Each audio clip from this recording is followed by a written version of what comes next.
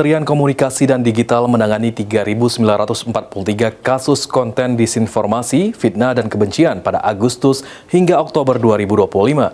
Pada periode yang sama, Kemkomdigi juga menurunkan sebanyak 2,3 juta konten judi online. Hal itu disampaikan Dirjen Pengawasan Ruang Digital Kemkomdigi, Alexander Sabar, di Makassar pada Kamis 23 Oktober. Penetrasi internet di Indonesia telah menembus angka 80,66% dari total populasi 260 juta masyarakat Indonesia, merujuk data Asosiasi Penyelenggara Jasa Internet Indonesia.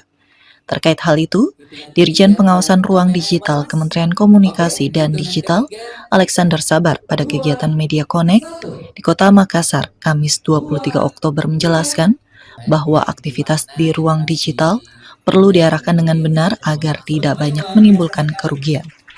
Demi memberikan kenyamanan bagi masyarakat dalam beraktivitas di ruang digital, pihaknya melakukan penanganan pada konten disinformasi, fitnah, dan kebencian sebanyak 3.943 kasus pada periode Agustus hingga Oktober 2025 dan telah menurunkan atau take down sebanyak 2,3 juta konten judi online.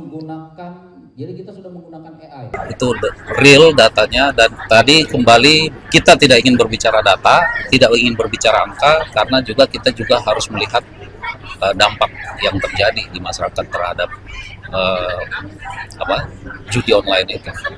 Jadi ya upaya dari pemerintah tentunya akan terus fokus ke situ. Pada kesempatan yang sama, Dirjen Komunikasi Publik dan Media Kemkomdigi, Vivi Aledia Yahya, menjelaskan mengenai berbagai risiko yang hadir di dalam ruang digital.